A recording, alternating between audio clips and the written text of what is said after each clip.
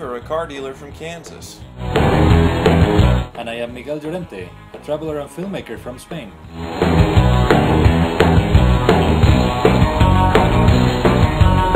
Together, we created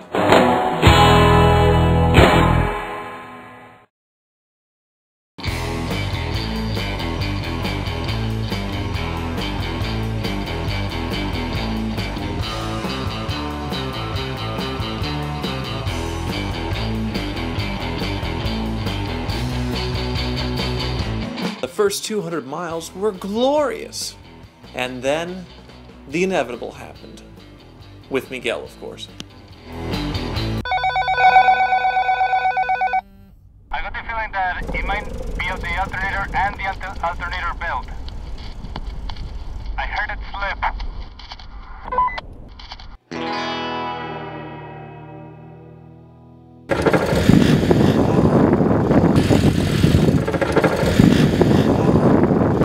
My car started sputtering and I just found out that my alternator is dead. 1,150 to go, and score one per Riata. I'm saving your ass once. We're going to use the battery from my car to run your car, and hopefully we can find an alternator.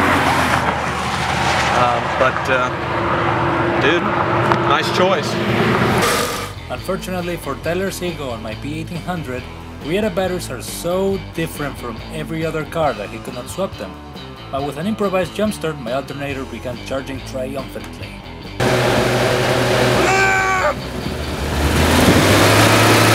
So whatever the next exit is, just get off, okay?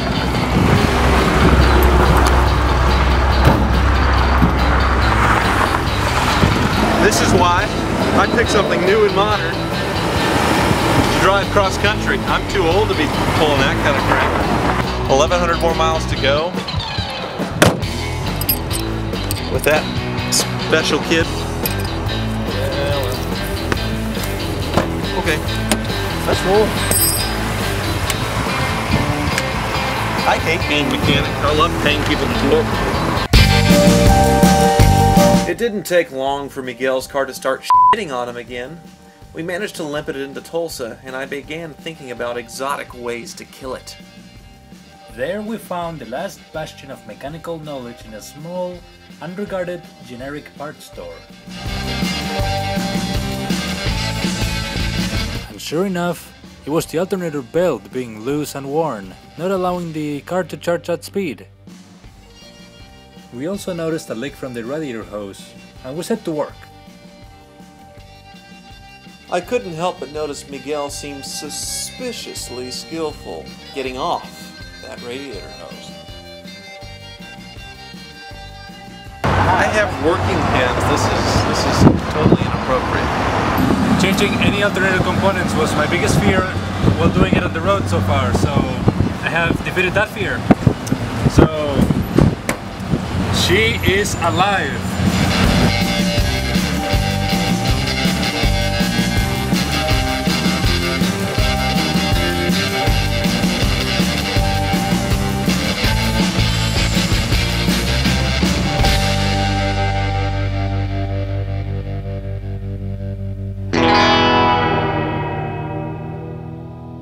We have two cars. We've gone almost 1,000 miles. Which one would most people pick to take cross country? Most people don't like worrying about driving, so they would pick yours. However, any appreciative driver would pick this. And I'm an unappreciative driver, apparently. I want some comfort, and I can actually feel what gear I'm in and all that stuff. Come on, man. You want a mattress. This is a race car. We're hours and hours and hours behind schedule because of this penis extension of yours, but really we need to get going, man. Well, any other car wouldn't be as mechanically friendly as this. I took the belt out and I put it in without any kind of trouble. Any other car with all the fancy electronics, over, man. You will have to tow it. I could get any part for this car short of Riata specific body stuff, but the engine is shared with the same Buick from the 80s up until 2005. I could find pretty much anything for this car on the shelf right now wherever we stop. I doubt you can find your screen display. Well, that's not something that's going to leave us stranded. But yes, I can get that on eBay and have it overnighted here if you're same really as going to split with my hairs. alternator. Oh, goodness. This bad scratch. Just scratch. And then what else have we lost on this trip? I can't help but notice that this was there in the beginning and it was wagging in the wind before, and now where is it? Now I ripped it out. Why? Because it was hanging loose and I kind of like the chrome by itself better. And the rust? Not critical. For some reason, I decided to subject myself to this medieval torture device that Miguel calls a car. Look at the seat. Where's the support? It's a British racing seat. Oh! It's a design that hasn't been changed since the 60s. Oh, good lord. Be careful, it's in gear. Oh, I'm so relaxed. This is such a driving machine, right?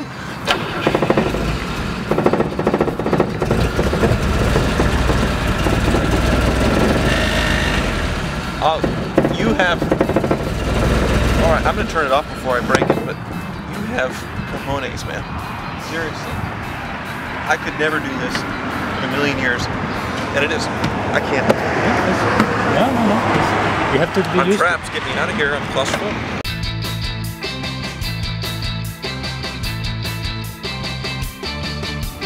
Six are nice. Mm-hmm. Driver's position, instruments. But everything is like sitting in a stereo. Digital. Everything is digital. Where is the feel of it? Where are the gauges going up and down instead of just a cold digital number? If that doesn't make you smile, you're not a car guy. That's a video game. It is. It's a freaking Nintendo on wheels. How does it not throw you back to your childhood and like, ah!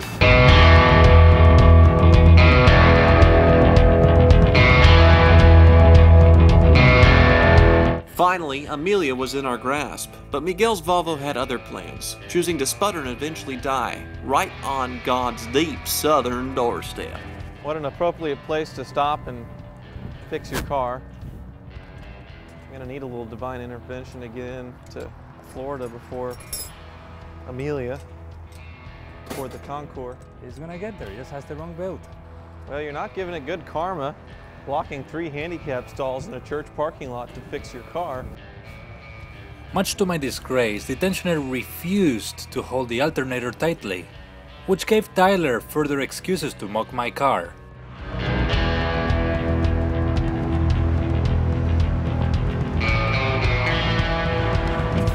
Something productive, like check on my car.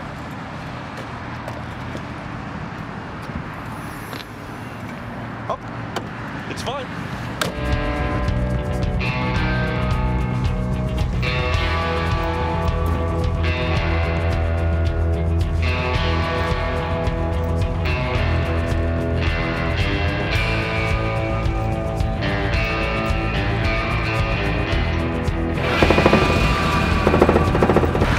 How many more times are we going to do this before we leave this car on the side of the road, set it on fire and collect insurance so we can actually get to the show and see some real cars? That's not necessary, it doesn't take much time. This will make it, I am sure. It will make it. God, Jesus, Allah, Moses, I bless thee, bless thee. Whoever is listening, somebody. I just baptized it. It's blessed.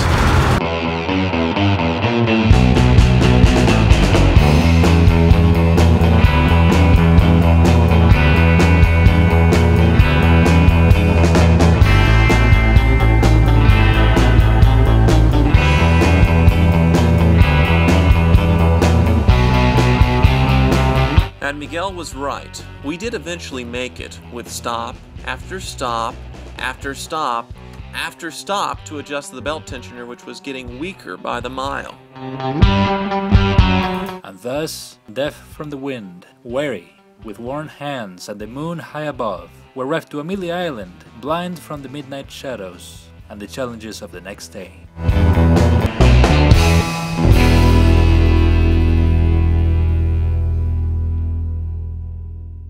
The next morning we drove to a European, mostly Italian-only concours held before the main attraction.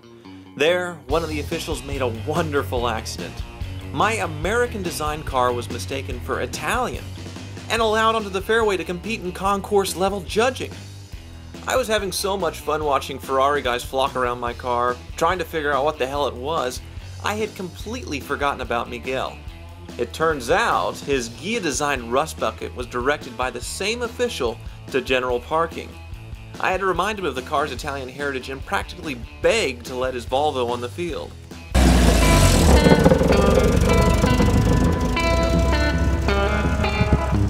It's quite a shame that you had gotten the last of the Italian-built Riadas into the show. They built, I know, they did such a good job with this car, making it look Italian, that we just fooled the Italian guy at the front gate, thinking this is an Italian-styled car. It's just, I'm in stitches. This is hilarious. Engineers at Buick, good job. Meanwhile, yours, oh, general parking, please, back here. Yes. I should have done what he suggested and take off the badges of the car and just pretend it was a Ferrari. I should have just done that. Well, maybe it wasn't the paint or the exhaust going. That might have said, let's go back here. No, it was the Volvo. It was the Volvo logo. Oh, hey, you got a looker. You got a looker. Yes, because it's a Ghia. And he's like, what is this pile of doing here leaking on my golf course? There's going to be like, for 50 years, nothing is going to grow underneath that Volvo on this golf course. Not the kindest car to the environment, but a gorgeous looking car compared to all the other classic Ferraris. Mm-hmm. All right, well, let's go have a look at my competition. What is that? What? It's must have been some limited engagement. That's what I've had to explain to people, that no, it's just here by accident. The guy thought it was Italian design and it's not. They just thought it was like some limited Buick Italian 1 out style. of 100. Like the Maserati TC or the Pininfarina Alante. That's what he kept calling it, as an Alante.